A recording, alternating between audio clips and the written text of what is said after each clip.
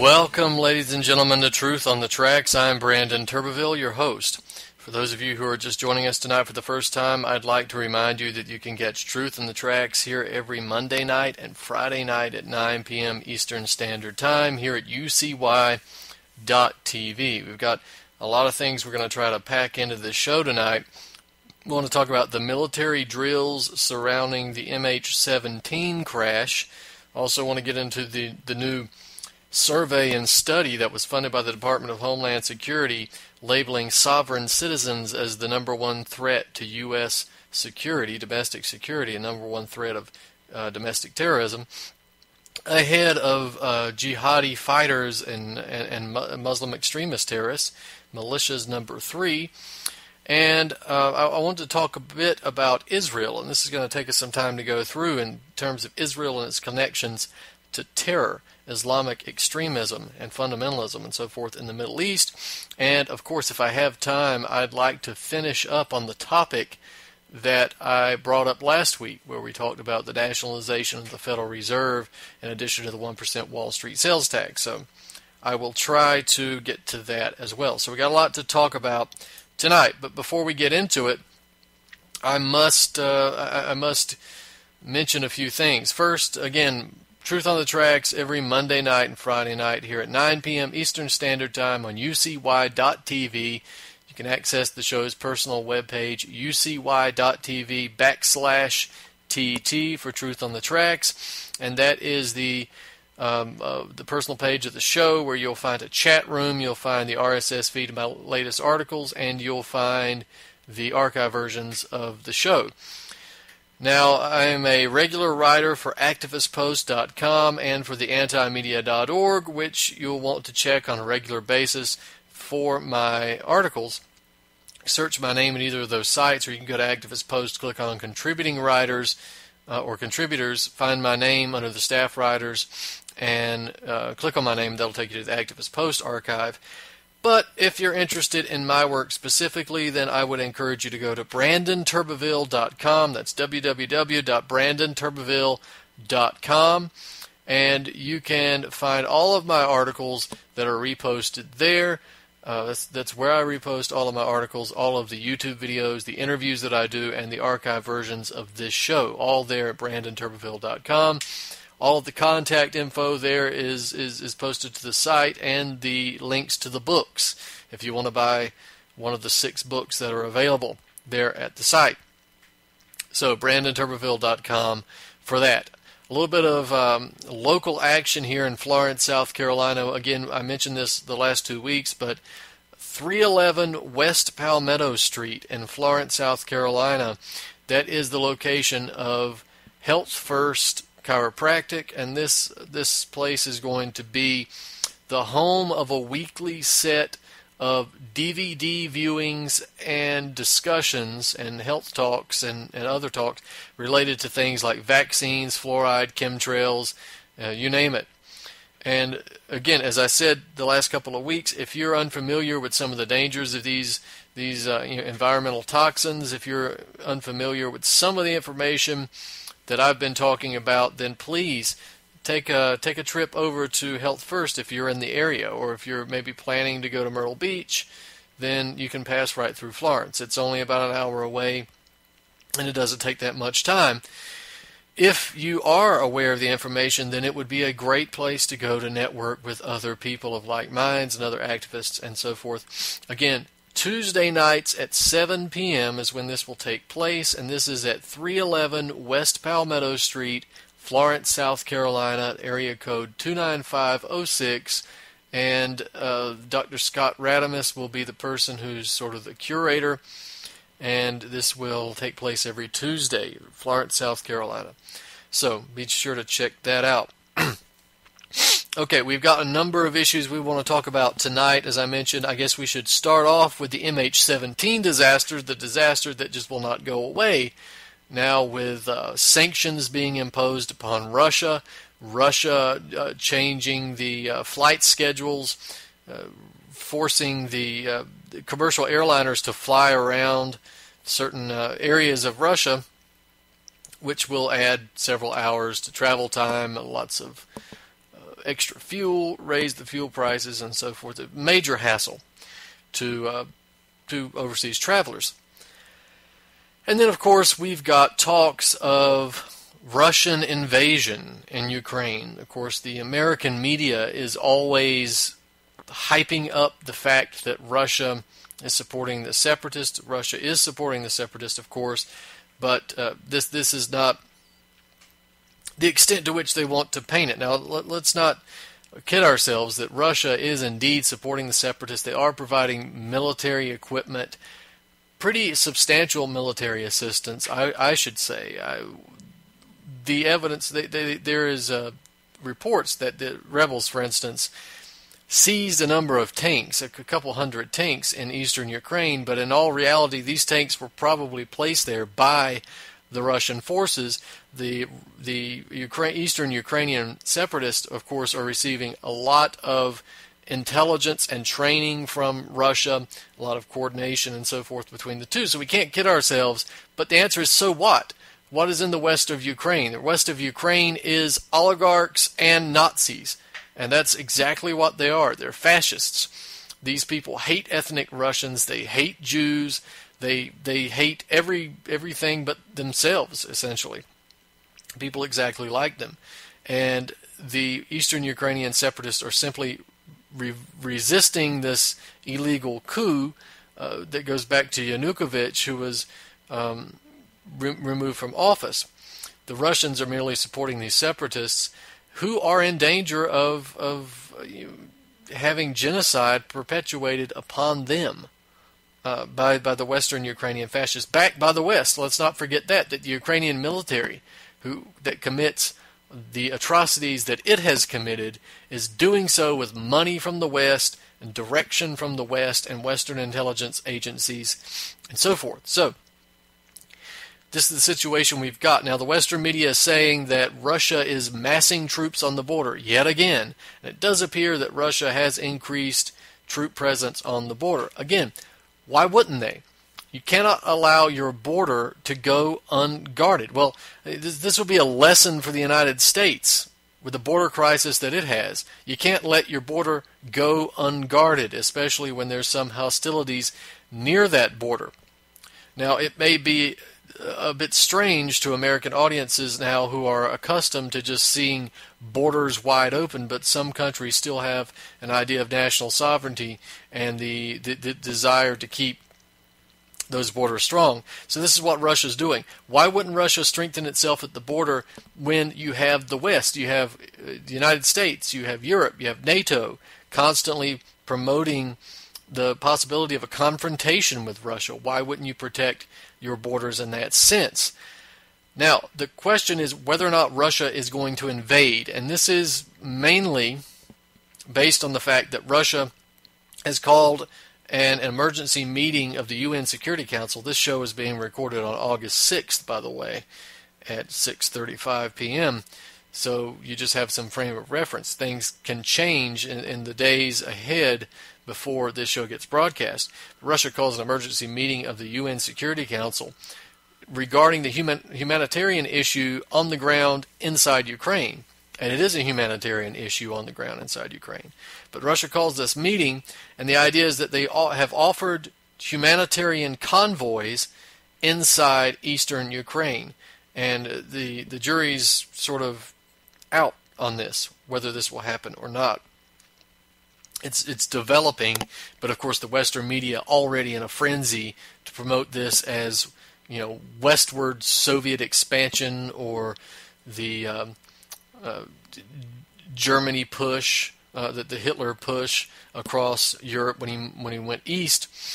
So again, total propaganda.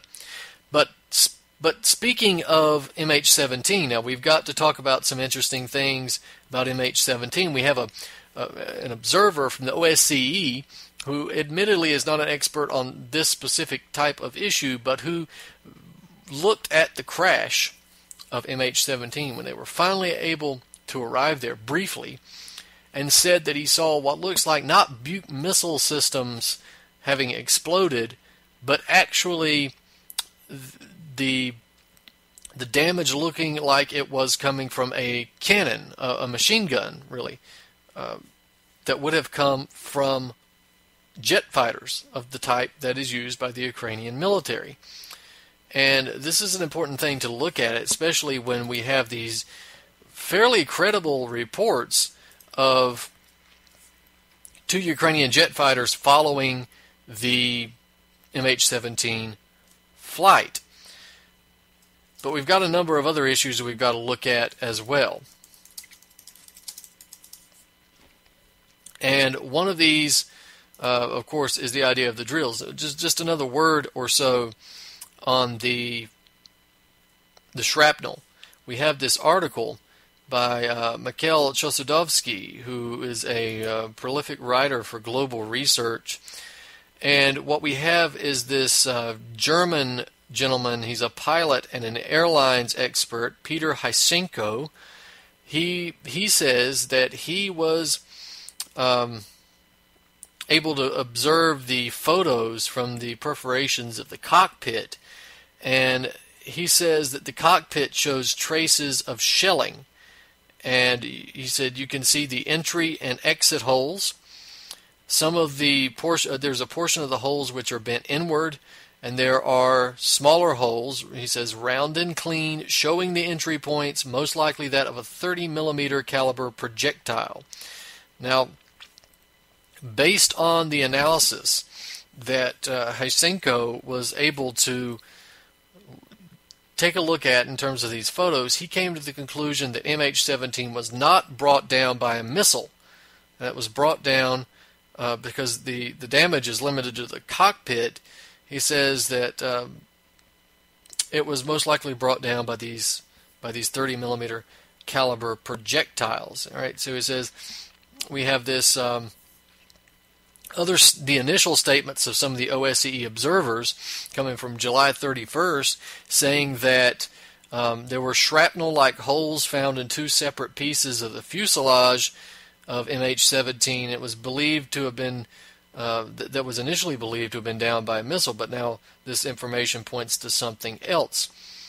So Michael Bochurki, I guess is how you pronounce his name, he was one of the group of monitors who went to observe this wreckage, and at his daily briefing he said that this fuselage was dotted with shrapnel-like, almost machine gun-like holes. And this is a direct quote from him. So the international investigators, the OSCE investigators in Europe, are now saying that they are uncertain if there was a missile even fired from the ground, as the U.S. has claimed had happened. In fact, they are claiming that this may indeed have come from a plane, another plane. We have this Ukraine Su-25 military aircraft within proximity of MH17, of course, and we also have the 2 jets that were supposed to have escorted this plane for some time. So we gotta be aware that this is there's a lot of media spin here in regards to this in terms of American propaganda. So last things here, we have the findings of Peter Hysenko, and he says if we consider the armament of a typical Su-25, we learned this: it is equipped with a double-barreled 30 millimeter gun, type GSH 302/AO-17A, equipped with a 250 round magazine of anti-tank incendiary shells and splinter explosive shells, arranged in alternating order. The cockpit of the MH17 has evidently been fired at from both sides. The entry and exit holes are found on the same fragment of its cockpit segment. So again, 30 millimeter type gun mounted on the Su-25, the jets, in other words, that were following and escorting the MH17 plane. But again, back to what I was going to bring up to begin with, the question of drills. Now, back in November of 2013, there was an article that I wrote called 11 Signs of a False Flag, and I would encourage you to go check that article out because it's relevant, and it shows you 11 signs that you may be dealing with a false flag, just basic rudimentary ideas and clues. One of those clues is the fact that you have the presence of military drills surrounding the incident. And there are a couple of reasons for that. One is that you can create intentional confusion if the drill is taking place during the actual attack. And the other is, and probably the more effective aspect of having drills taking place at the same time, is using that drill as a cloak to plan the attack and go live when it comes time to launch the event. So it gives the individuals who are involved in the planning of that event an element of cover, especially with the military and intelligence agencies' tight chain of command structure, and this need-to-know basis idea.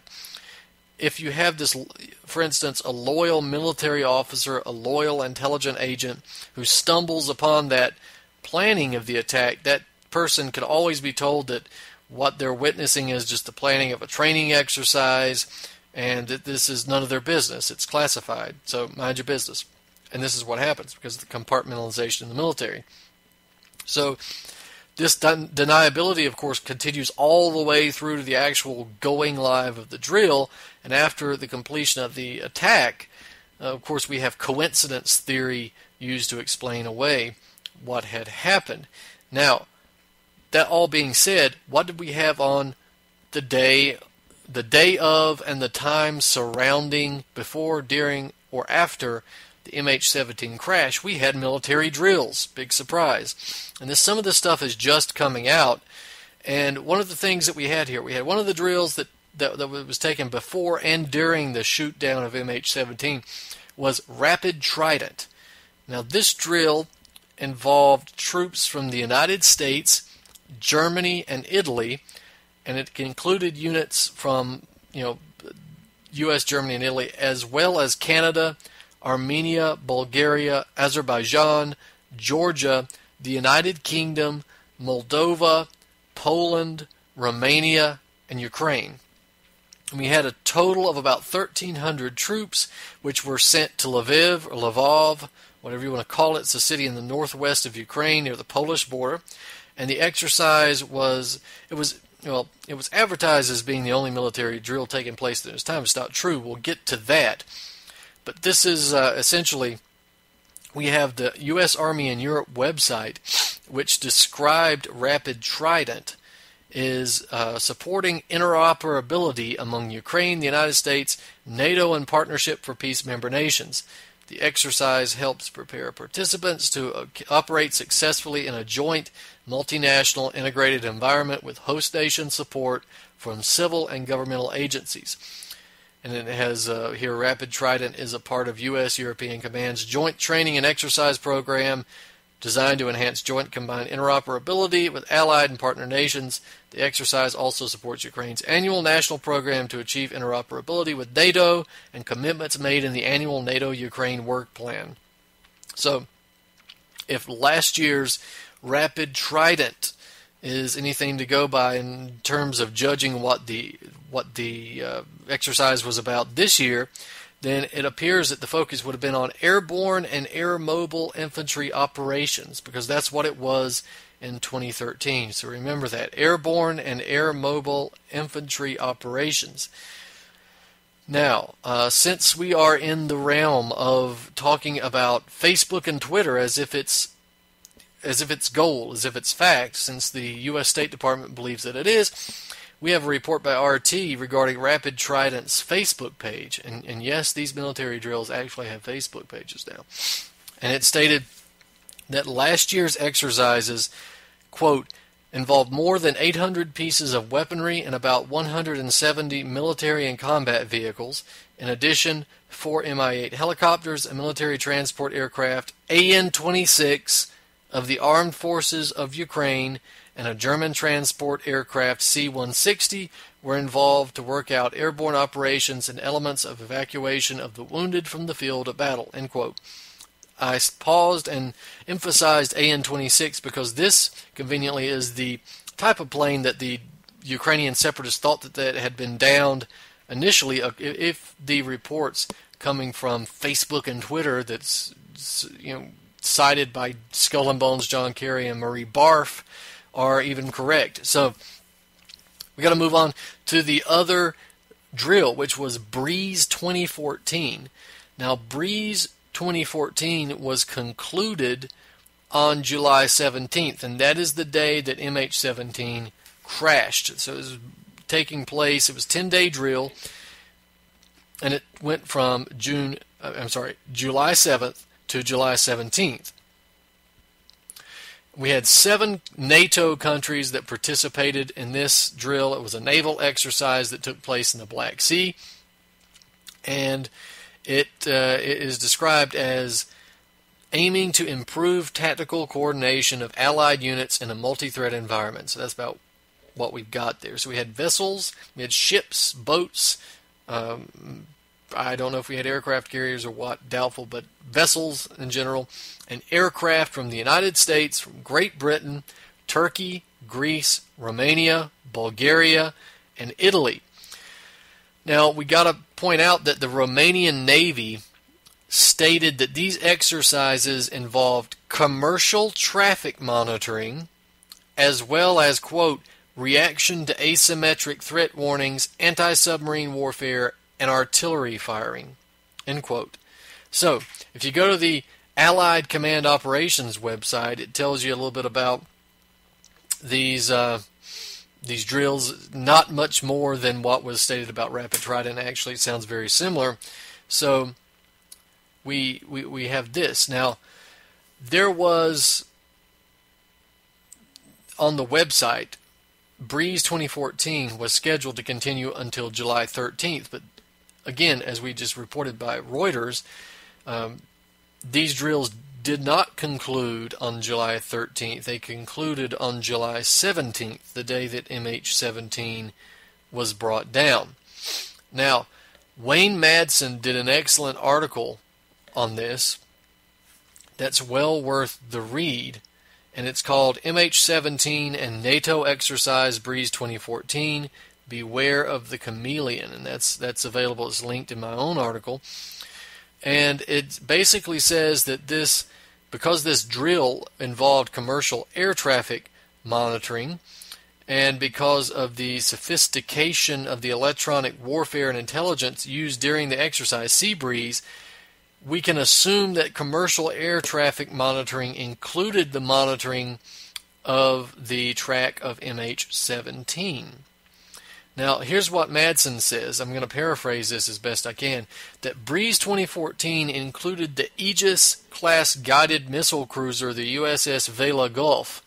And Aegis cruiser's AN Spy-1 radar has the ability to track all aircraft over a large region. And he gives the example of Aegis Test Center in Morristown, New Jersey, being able to see the Boeing 747 TWA Flight 800 when it disappeared from radar screens in '96, and that situation there. So he says from the Black Sea you've got the Vela Gulf, and he says this was able to track MH17. I believe that's the case as well. Whether it's over the Black Sea or any missiles fired at the plane, it should have been picked up. U.S. AWACS electronic intelligence, ELINT aircraft also flying over the Black Sea region at the time of the flyover Ukraine by MH17, and Growler aircraft. They have the ability to jam radar systems and all surface-to-air threats. So with all of this intelligence and all of this surveillance material taking place active over the Black Sea and in and around the Ukrainian region, why isn't there more evidence than Facebook and Twitter? All right, so there we have that. We also need to mention, this is again Madsen, he says that the past NATO and Ukraine exercises in Crimea were also called Sea Breeze. This year's exercise was changed just to Breeze 2014. And we also have 200 U.S. Army personnel normally assigned to bases in Germany. They were in Ukraine during the time of the MH17 flyover. They were participating in Rapid Trident 2, which we just mentioned. And of course, Ukraine, the Ministry of Defense led that exercise. So one more exercise that we got to bring up here. We're running out of time in the first segment, and that is that we have another exercise taking place in the months leading up to the MH17 shoot down, and that is Trident Jaguar 2014, which began on May 6th and concluded on May 16th. Now, that is a while before the crash, but these drills, of course, are important to look at nevertheless in the time leading up. Now, Trident Jaguar was a NATO-sponsored exercise, part of a family of NATO training exercises. This is according to the U.S. Navy's website, and it was collective training event to certify naval striking and support forces, that's Strike for NATO, to serve as a joint headquarters maritime expeditionary aboard Mount Whitney. It's supposed to build Strike for NATO's ability to respond to crisis on short notice, interoperability again between NATO and these other NATO countries, and we also have the headquarters for this in Portugal. So there we have 3 drills taking place in and around the time of the MH17 crash, and that makes us wonder even more, was the MH17 crash a crash? Was it shot down by Buke missile systems or surface-to-air missile systems, sophisticated surface-to-air missile systems? Was it brought down by planes, and who did it? If so, was there prior knowledge? And everything points to the fact that there was. So, once again, I think we can leave this stupid Western-backed propaganda narrative that Russia shot the plane down, that the Ukrainian separatists shot the plane down.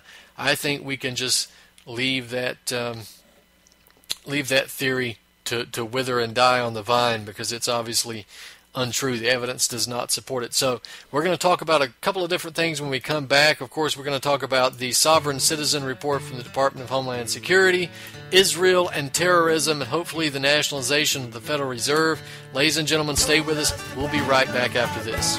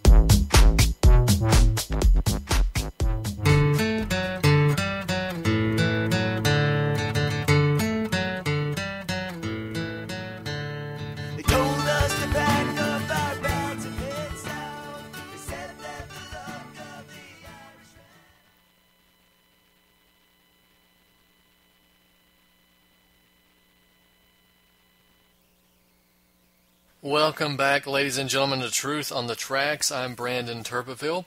To remind you that you can catch Truth on the Tracks every Monday night and Friday night at 9 p.m. Eastern Standard Time here on UCY.tv. And, of course, before the break, we were discussing the MH17 crash and the military drills surrounding that. I've done an article which is up at Activist Post and BrandonTurbeville.com entitled Military Drills Surround MH17 Disaster. So you should go check that out if you're interested in it. Everything is cited as it always is. And we got to get into a couple of other things to leave the plane behind for a minute. And one of the things that we need to discuss, of course, just briefly, is the FBI report, the DHS report. Now, some of you, my listeners, will recall that back in April of this year, I wrote an article called FBI Visiting Gun Shops to Investigate People Talking About Big Government. This article received a lot of attention all across the alternative media, and I even got to do an interview with a mainstream outlet here in South Carolina based out of Columbia. And basically what this article was about was the FBI Counterterrorism Office was sending agents around, and presumably still are, to gun shops. And in this case, the agents were going around looking for potentially suspicious customers. And these suspicious customers were not Muslim extremists or anything like that. It was people who were concerned about big government, right? People who went around and talked about big government and sovereign citizens. And let me read you the quote. This agent approached the gun shop, and there were individuals in the gun shop, and there was a source that gave me the tip, and this was, again, someone who was in the gun shop, but we'll leave it at that. But this is what the agent actually was quoted as saying. He says, "If you see some Middle Eastern guy come in, you don't have to be so worried about that. What we're really looking for are people talking about being sovereign, such as sovereign citizens, or people talking about big government," end quote.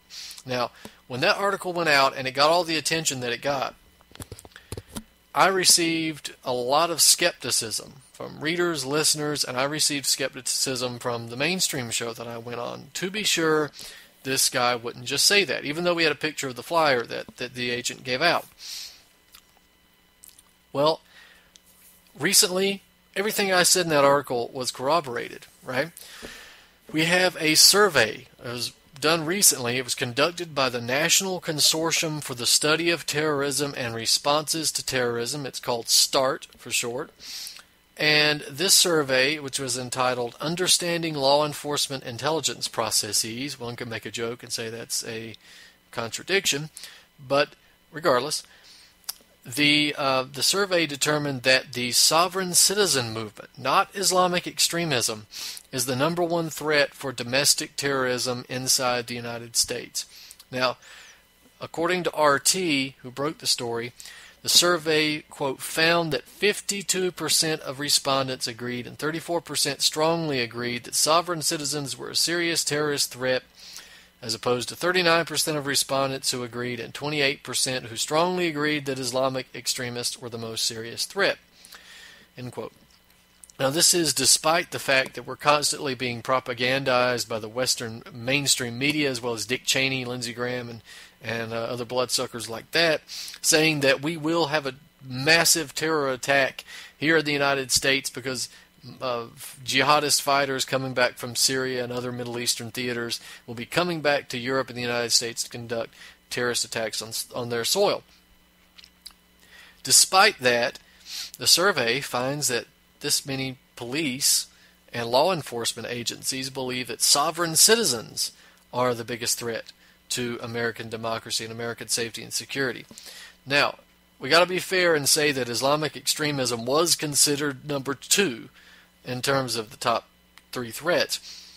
But we also got to point out that the top 3, we have of course the sovereign citizens, the jihadis, and then number 3 is the American Patriot Militia movement. And this has been a favorite target of the FBI for about 25 to 30 years, despite the fact that the American militia movement really hasn't been connected to any terrorism, as far as I know, beyond the Oklahoma City situation, which was not the American Patriot Militia movement. That is the FBI.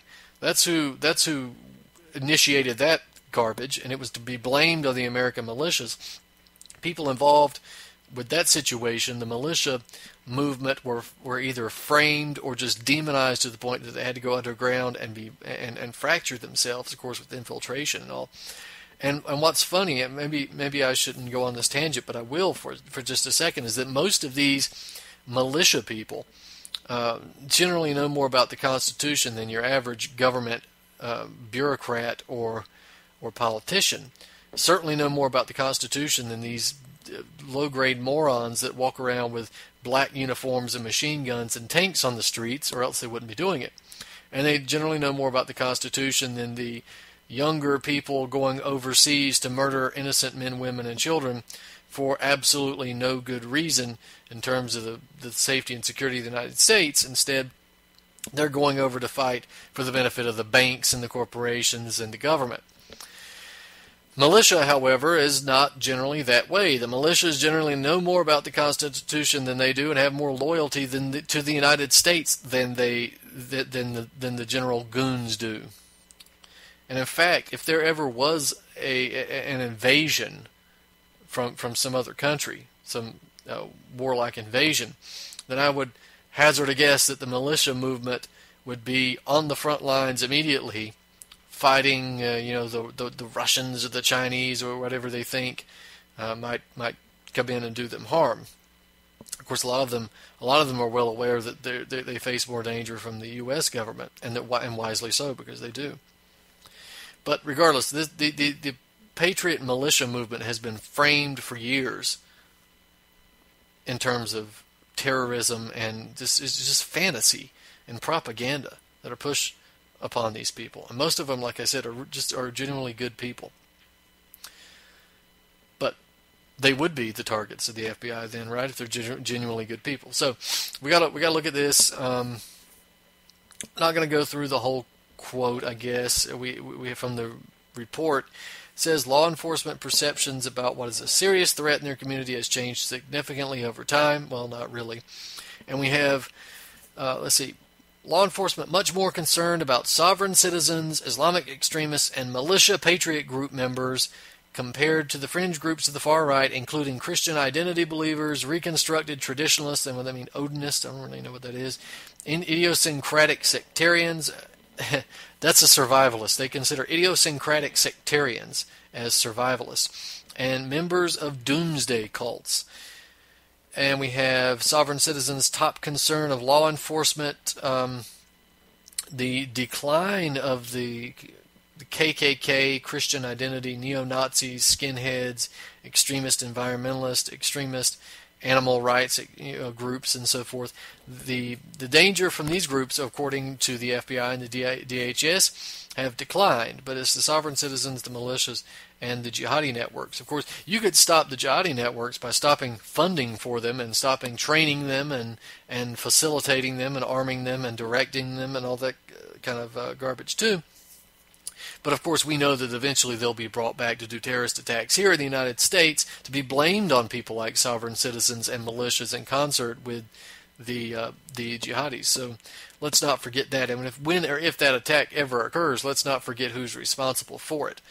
And that is the U.S. Western intelligence agencies and the shadow government, in coordination with NATO and Mossad and all the rest, of course, Saudi Arabia. So let's not go off on a tangent.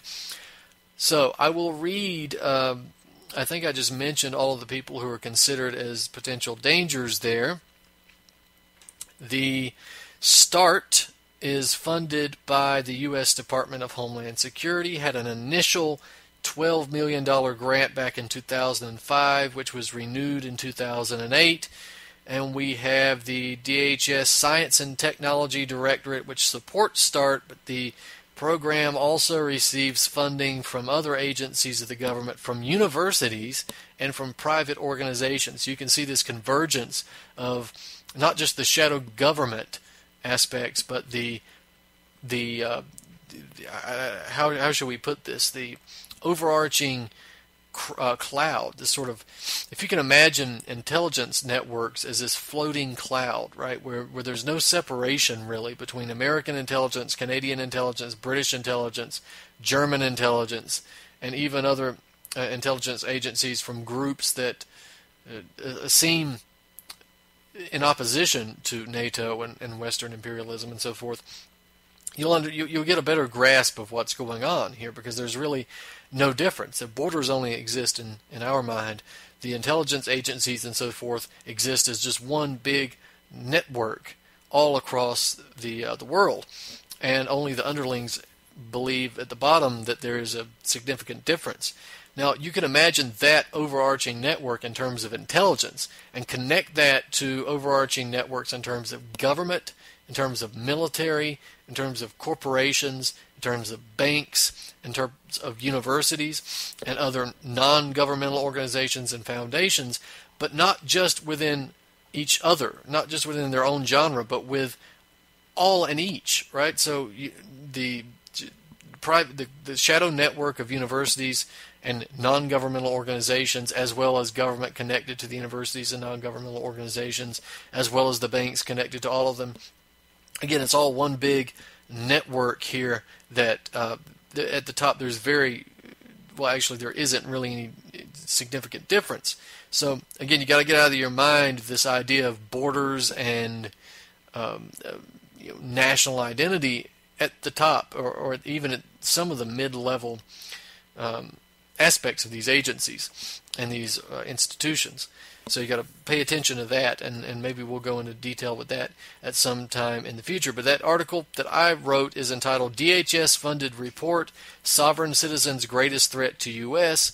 That's up at Activist Post and BrandonTurbeville.com. A little surprised that at this point the other alternative media outlets have not jumped on that, especially those who may identify more with the conservative or libertarian side, because you would think that they would cover it. But nevertheless, I've covered it, and it is on my website. Now, we have got to talk about Israel and its connections to terrorism. And I hope I'll be able to get through this and talk about the Federal Reserve issue. But we've got the question of Israel and Palestine and Hamas. And I think a lot of people misunderstand Hamas. I went through this on my show at some point, maybe 2 or 3 weeks ago, where I gave sort of a history of Hamas and what it was a part of.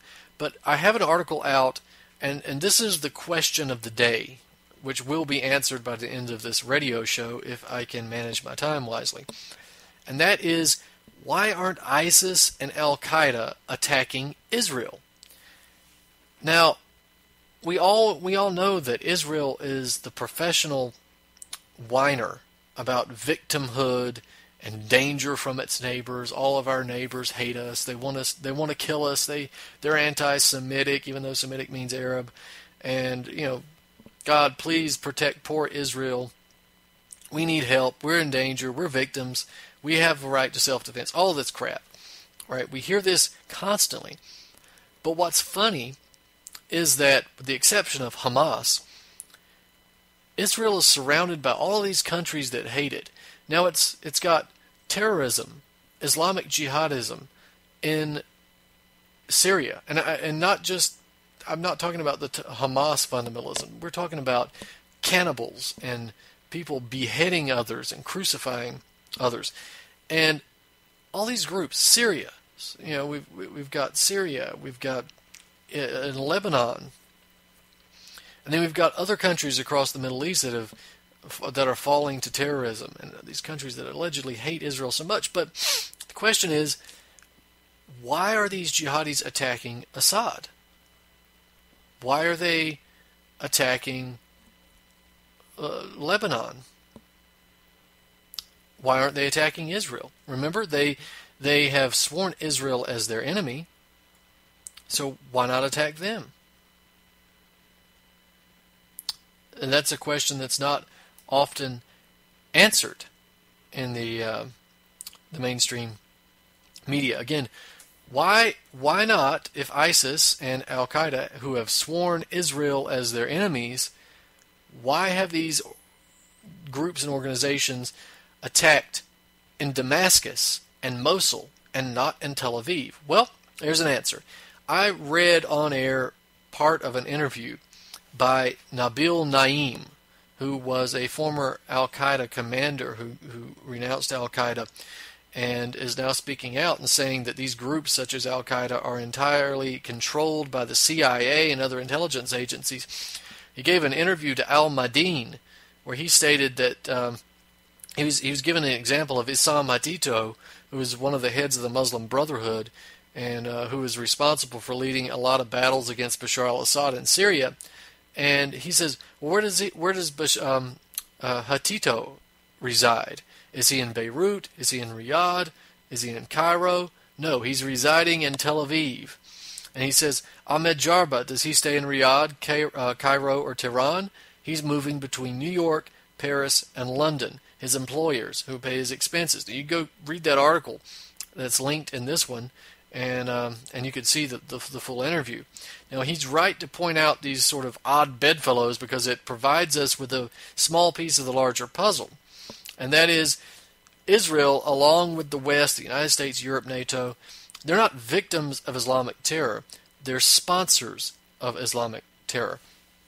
We have Israel providing medical aid, military training, and outright military assistance to Islamic fundamentalists, to terrorists, right?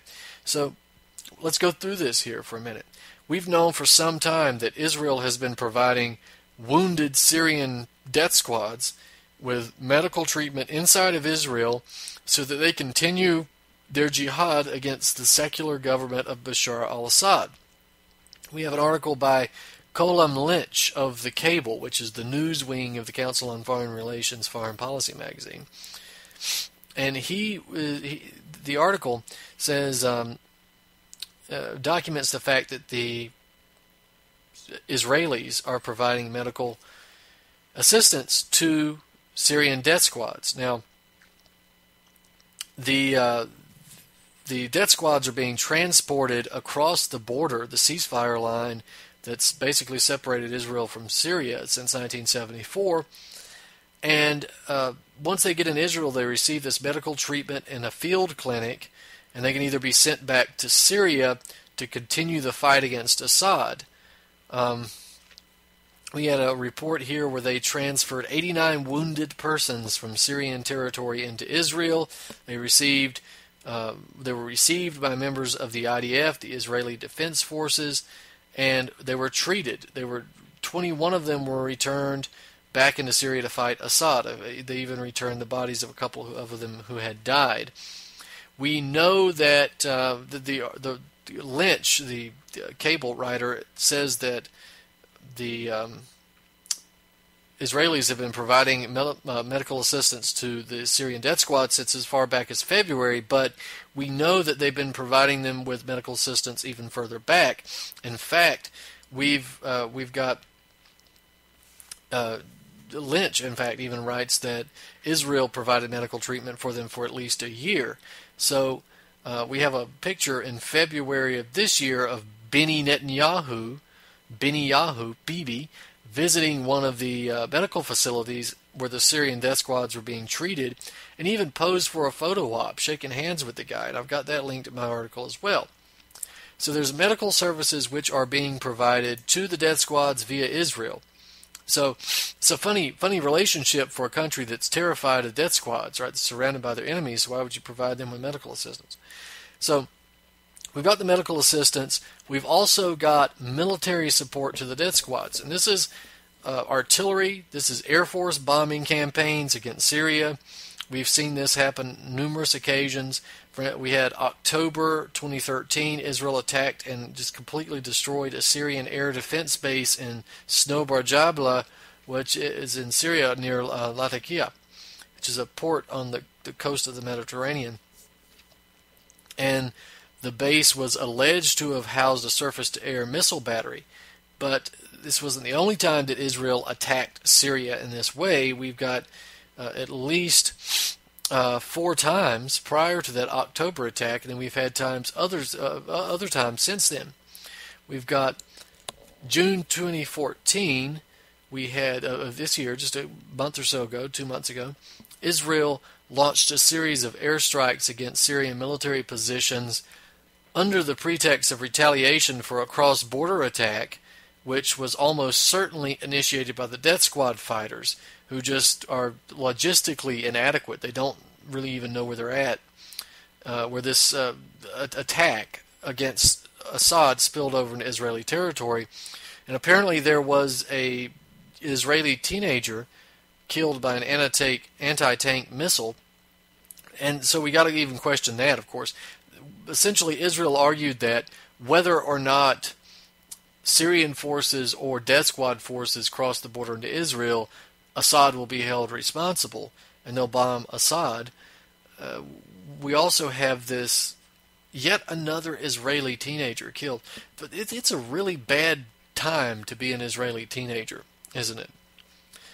They just seem to be dropping like flies at the most convenient times. So these are just sort of the occasional attacks on Syrian territory by the Israelis, but The Israelis have actually coordinated these attacks with death squad directors on the ground so they can provide cover fire and diversions for the death squad invasions, the jihadist swarming techniques, and all of that. So we've got in May of last year, 2013, we have a WABC host. He's a best-selling author, Aaron Klein. He stated that there was an Israeli airstrike in Syria which was closely coordinated with Turkey, which itself, Turkey, helped coordinate the death squad attacks to occur at the exact same time as the Israeli airstrikes. So in other words, Israel and Turkey coordinated the direction of death squad swarming with Israeli airstrikes. Israelis provided aerial cover for these apes and animals and mental deficients who came in to wreak havoc on the Syrian people. So we've got that report by Klein. That is cited in the article and linked to. We've got Israel documented in 2011 as hosting these terrorist mercenary training camps inside Israel so they could produce terrorist mercenaries made to be used in the Arab world. And we have this, the idea is the Israeli establishment doesn't even want to hide its support for terrorism anymore because it doesn't really have to. It's protected by the Western media. They're actually pretty open. That report which came out of the Media Line, which is an international news organization, focuses on the Middle East, they were able to actually film this situation, this terrorist training camp. They got interviews, they got on-scene narration, they got video footage of the training. All this is documented and it's linked in my article. And they had this group of men. It was Arabs, Africans, Europeans. It was pretty multicultural. And they got trained to act as mercenaries in the Middle East. So we've got that documented as well. So we can get to the other information that we've got before the time is run out. So I gotta move faster. So the idea of Hamas. All right, I guess we need to get into this since we're running out of time.